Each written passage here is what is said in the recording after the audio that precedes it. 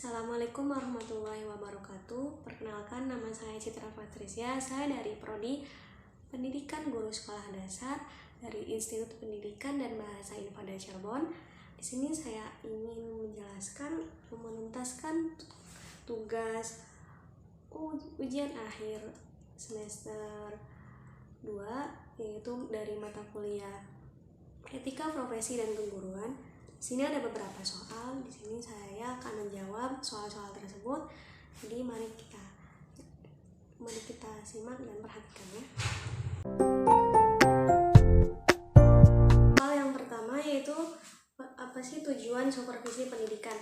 Supervisi pendidikan yaitu ada beberapa. Yang pertama, membina guru untuk lebih memahami tujuan pendidikan yang sebenarnya dan agar menjadi peranan sekolah untuk mencapai tujuan itu. Jadi guru itu bukan hanya untuk sekedar mendidik atau mengajar, tapi juga harus mengerti tentang tujuan pendidikan itu seperti apa yang sebenarnya.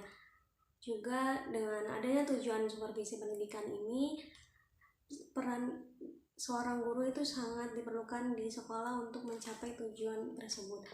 Yang kedua yaitu melakukan pendekatan secara intensif terhadap para murid. Selain untuk menjadi peran sekolah, juga pendidik atau guru juga penting untuk lebih pendekatan terhadap pada para peserta didik agar mengetahui sikap-sikap peserta didik itu seperti apa yang dibutuhkan peserta didik itu seperti apa, seperti itu. Lalu yang ketiga, mampu meningkatkan dalam mengembangkan kurikulum. Dengan adanya tujuan ini juga dapat mengembangkan kurikulum yang ada agar menjadi lebih baik lagi. Lalu yang keempat, meningkatkan fasilitas dan bahan ajar, sarana dan prasarana. Dengan adanya ini juga, sarana dan prasarana apa saja yang memang kurang atau memang yang harus diperlukan pada sekolah tersebut atau pada instansi tersebut. Pertanyaan selanjutnya yaitu peran supervisi pendidikan.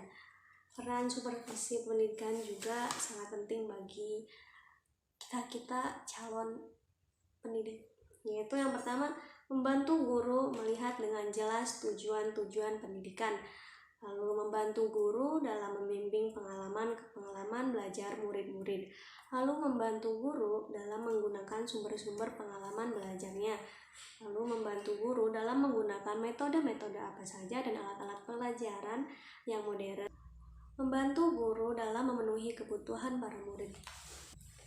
Selanjutnya ada manfaat supervisi pendidikan.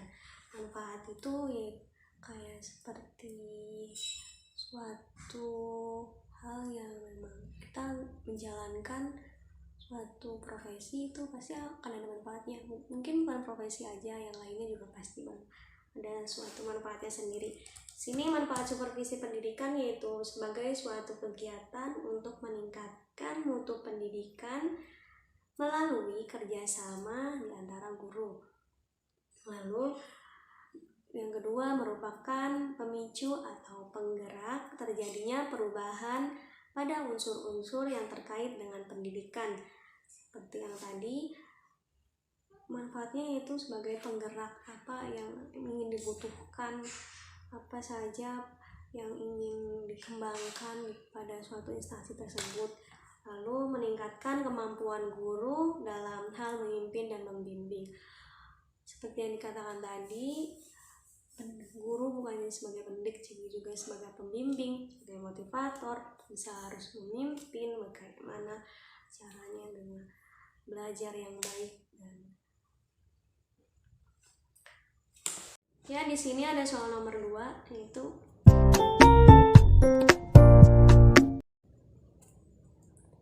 soal nomor 2 berbicara tentang hakikat pendidikan dan mengapa sih pendidikan itu penting di Indonesia, atau kenapa sih pendidikan itu penting bagi setiap kehidupan manusia. Itu yang pertama, membahas tentang hakikat pendidikan. Hakikat pendidikan yaitu pendidikan untuk manusia dan dapat diperoleh oleh manusia selama ia lahir hingga dewasa.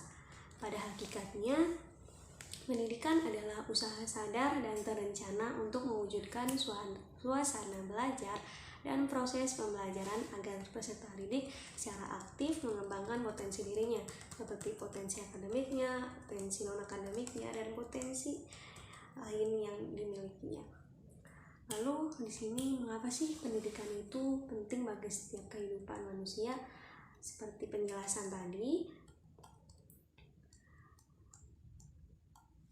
bahwa pendidikan pun sangat penting bagi kehidupan manusia, karena dalam pendidikan kita diajarkan banyak hal, juga banyak apa yang membuat potensi kita akan terwujud, akan terlihat, lalu membentuk suatu tingkah pola perilaku kita dalam beretika di masyarakat sekitar. Lalu melalui dengan pendidikan juga kita dapat meraih apa yang kita inginkan atau ingin kita impikan. Sini selanjutnya ada soal nomor 3, yaitu ada 3 option pilihan. Yang option pertama yaitu apakah yang dimaksud dengan kode etik profesi? Kode etik adalah sistem norma atau aturan yang tertulis secara jelas dan tegas, secara terperinci tentang norma yang harus diindahkan oleh setiap anggota potensinya di dalam melaksanakan tugas profesinya dan di dalam kehidupan masyarakat. Jadi kode etik itu seperti peraturan yang tertulis jelas dan tegas yang memang harus dilaksanakan oleh para anggotanya untuk agar tidak melanggar aturan tersebut. Apabila suatu anggota melanggarnya, maka akan dikenakan sanksi atau konsekuensi yang berlaku. Lalu yang option yang kedua, pertanyaannya yaitu siapa dan bagaimana menetapkannya? Yaitu siapa sih yang harus menetapkan ini? Pastinya para anggotanya dan perserikatan anggota-anggota seluruh guru. Jadi bukan sembarang saja ya yang membuat atau melakukan kode etik ini, yaitu pastinya yang sudah ditetapkan menjadi seorang guru yang telah diterima dengan berbagai uji kompetensinya yang ada, lalu berbagai seleksi yang ada. Itu bagaimana cara menetapkannya? Pastinya dengan adanya musyawarah, lalu persetujuan para anggotanya, juga dengan sesuai norma yang berlaku. Lalu yang option yang ketiga, yang C, apa tujuan kode etik profesi itu ditetapkan? Yaitu untuk menjunjung tinggi martabat profesi, menjaga dan memelihara kesejahteraan para anggota, meningkatkan mutu profesinya. Yang tujuan ini itu agar dapat menjunjung tinggi martabat seorang guru, agar tidak sembarang dijelek-jelekkan atau agar tidak disepelekan, lalu juga untuk memelihara kesejahteraan para anggotanya tersebut. Ya, di sini ada soal nomor 4, itu pada soal ini berikan uraian penjelasan atas 3 fungsi dari kode etik profesi berikut. Yaitu option pertama, pedoman bagi setiap anggota profesi. Ini termasuk fungsi 3 kode etik yang pada profesi ya. Jadi yang pertama ada pedoman bagi anggota profesinya. Itu maksudnya apa sih? Ya, dengan adanya fungsi ini, para anggota dapat berpegang teguh pada aturan yang ada agar setiap tindakan yang tidak sesuai akan dikenakan konsekuensi yang berlaku. Jadi jelas seperti tadi pada soal nomor 3 tadi, jelaskan bahwa ada kode etik yang tertulis dan tegas. Apabila ada yang melanggar, pasti akan dikenakan sanksi dan konsekuensinya. Lalu yang option B, saran kontrol sosial. Maksudnya juga apa sih?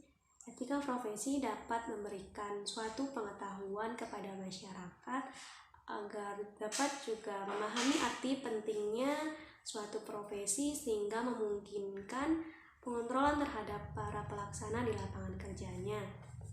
Itu melatih atau membimbing agar setiap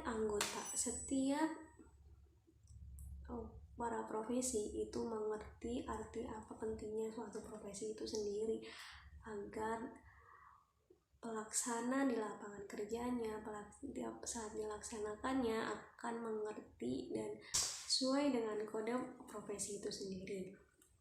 Lalu yang option C, mencegah campur tangan pihak luar. Itu bahwa para pelaksana profesi pada suatu instansi atau perusahaan yang lain tidak boleh mencampuri pelaksanaan profesi di lain instansi atau perusahaan. Jadi kalau memang bukan anggotanya, bukan suatu anggota atau bukan dari bagian anggota tersebut, maka tidak boleh ada campur tangan dari pihak lain atau pihak luar yang mencampur tangani atau tidak bertanggung jawab pada instansi atau perusahaan tersebut. Selanjutnya ada soal nomor 5, yaitu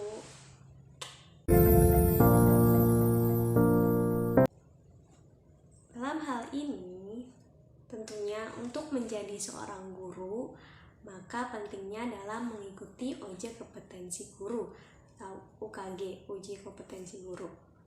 Itu juga sebagai langkah awal untuk seleksi mengikuti PPG atau pendidikan profesi guru. Jadi dalam pentingnya seorang pendidik atau calon pendidik, dalam pentingnya seleksi ini juga dapat mengontrol kinerja guru, juga agar dapat menyeleksi siapa saja yang memang berhak, memang pantas untuk menjadi seorang guru. Seperti itu. Mungkin seperti itu jawabannya. Mohon maaf apabila ada salah atau perkataan yang tidak berkenan, kurang lebihnya mohon maaf. Wabillahi taufiq wal hidayah. Wassalamualaikum warahmatullahi wabarakatuh. See you in the next video. Bye bye guys. Bye.